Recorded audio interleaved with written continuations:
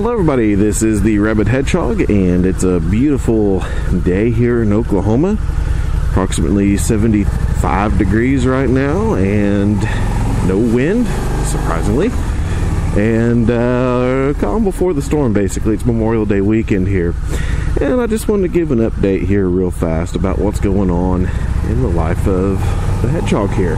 As many of you know, from the previous couple of episodes I had, I actually changed jobs over. I was with Fort Thunder Harley-Davidson, and I moved over to Iron Nation Harley-Davidson about a month and a half ago now. And almost 2 months, actually. So it's been a little bit of time. I left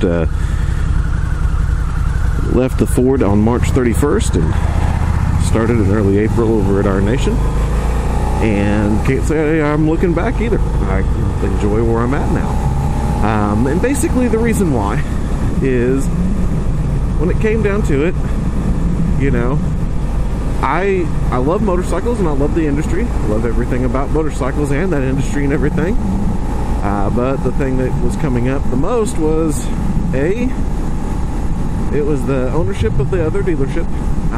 You know, when they announced that it was new ownership and all that, I took that as, okay, cool, new ownership. That means the previous ownership that was there that had given me problems before is gone. I don't have to worry about it. It turns out that I missed a step there, and that it was owned by this person. This conglomerate bought them out for a little bit of time, and then that person was able to come back and buy them back, and that became kind of an issue because I did not know that he was back there.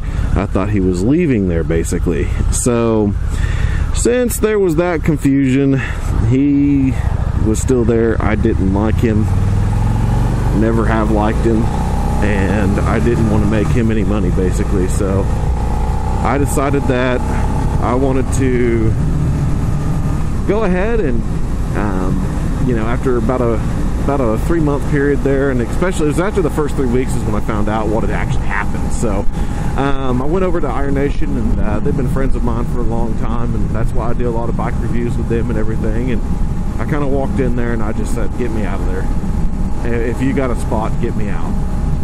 And there you go.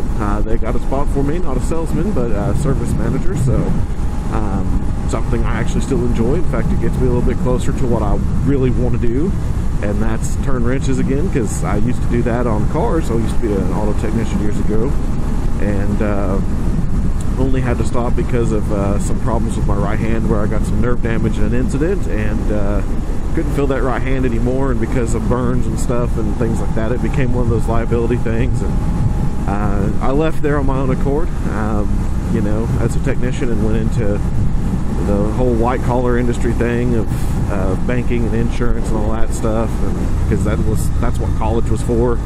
I did a bunch of that there, and you know, here I am going, well, crud, now I'm, you know, gonna have to actually do this whole business thing and leave the roots that I really enjoy more. And to be honest, I'd rather work as a blue-collar laborer than a freaking white-collar any day. I mean, I hate the cube farms, and that's where I'd been stuck at all this time, is these cube farms, you know. And it was just not, it just wasn't fun, you know. And then got the motorcycles, got these cameras, started the YouTube page, and really wanted to get in this industry somehow or another. And found a way to do it, and very happy I did so. So that's exactly why I went from Fort Thunder to Iron Nation. It was the ownership, the managers, the people that I worked with were good. I didn't mind them at all. It's just I do not respect that man. I can't stand the guy that owns the place. There's several of us that agree that have been at Fort Thunder before, and actually several of the folks that I work with are from that dealership as well, and kind of the same deal. None of us really liked him at all. But I'm not going to mention any names or anything, and just, you know, it is what it is kind of deal. But, you know, it is one of those things. I just wanted to, you know, touch base with you guys and talk about some stuff like that. And upcoming videos, we've got 2 bike reveals to do.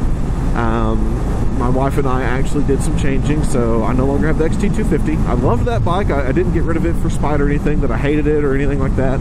I really loved it, but I was chasing after a little toy bike that would be a little bit of fun. So I did find something that would fit that bill. And my wife, after a couple of years on the S40, has decided to change and get something a little bit bigger. And bigger is relative when you think about it, but it is at least a more faster motorcycle and things like that, and we'll be revealing that as well. On that video that I was discussing possibly doing a dual sport in the city, I've never had the time to get it done, unfortunately, and it is very hard to have a dual sport in the city. Kind of a discussion on that real fast. If you've got a dual sport and you're running around in the city, there's a lot of ordinances that you got to follow, because some cities don't allow any sort of off-roading on a motorcycle. Here in Oklahoma City, we're fortunate that we have a giant park at Lake Stanley Draper that allows for the ORVs to go through, like ATVs and dual sport motorcycles and motocross bikes, and also, you know, supermotos, things like that. We have a trail system for that, which is awesome.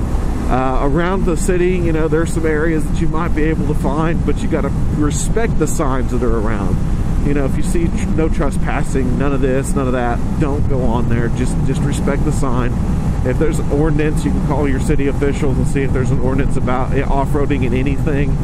You know, because there's some of them that there may not be a sign, but there might be an ordinance that says if you take any bike off-road, they're going to immediately impound it, even if it is street legal, things like that. There's some things of that nature that exist out there, if you're a dual sport rider, that you need to be cognizant of, basically, so that way you don't get in trouble and you have fun at the same time.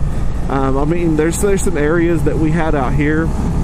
They're carving out some new neighborhoods and stuff like that, and they didn't have anything posted at that time, and it was fun to go play around those cutout trails and stuff where they're doing the engineering researching. But as soon as they basically start to put roads in, they put the signs out that say no RV or no ORVs and all that, and it pretty much becomes you can't do it anymore. So, you know, there's those opportunities where they're carving something out that's a new neighborhood in a new area, and you're able to do that. Abandoned neighborhoods that everything's been failed and abandoned and everything like that, as long as it's not closed off or condemned by the city, it's okay to hit those, and there might be some fun areas to go through there.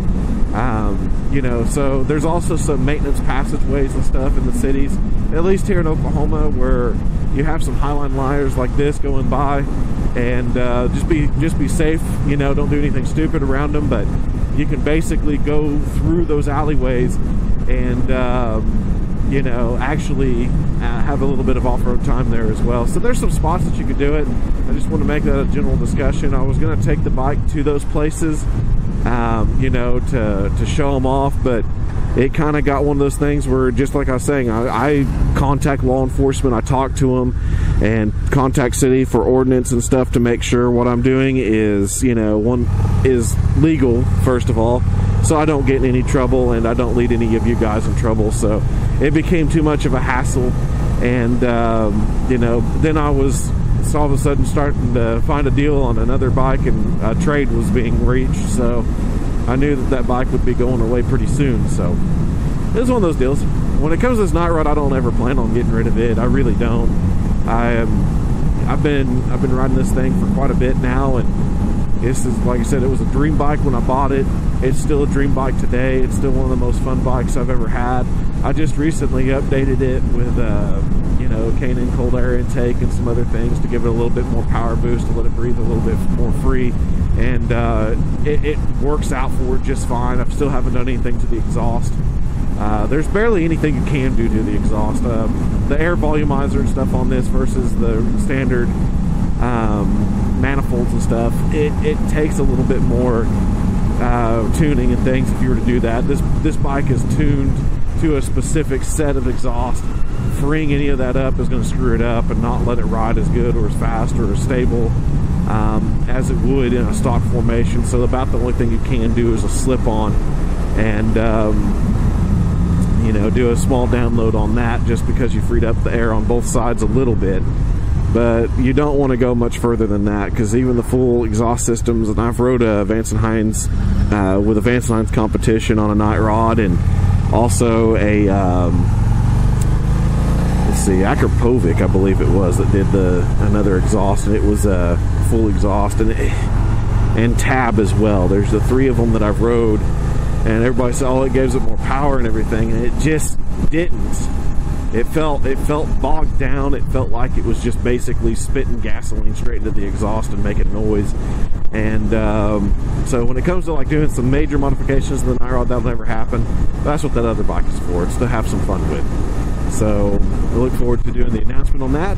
I know I've been kind of a little lethargic today, but you know, it's one of those days, you know, I just want to be lazy and come out here and do a small video. I even did the old setup with the old Sony and everything, kind of going back to the roots there, and you know, enjoying the little bit less air drag that I get from it versus the GoPro when it's out there and has the wireless setup on it. So I kind of prefer this look a little bit better too sometimes as well. But you know, I'll still use the GoPro. I'll still use the Garmin Verb as well, because that's sometimes that wireless setup is actually Garmin Verb up front. So it took some lens damage on its last roll, and I've got another set coming in. So, and I use it a lot for my backup camera here too, besides the session, because it also does telemetry and stuff, and I'll do the telemetry videos and things on my own where I can see how fast I was going and things like that. Sometimes I don't want anybody else to see how fast I was going. I try to keep that hooliganism off YouTube, you know. So, at any rate, just want to do a general discussion, and I also want to give a shout out to a fan as well. Ross, he's out of Texas. He was up here in Oklahoma for business, and he actually stopped by the nation to say hello. I appreciate that. I really do appreciate you guys coming up. If you guys want to visit, I don't mind it at all. It's great to meet everybody that I've reached out and touched and find out where they're from, and it's really cool that I reached somebody all the way down in very south part of Texas. I'm not going to mention where he's from, you know, keep privacy going. But Ross, I appreciate you coming up, saying hello, and look forward to meeting more of you guys in the future. And also, if you have any more questions, please give me a shout out in the comments.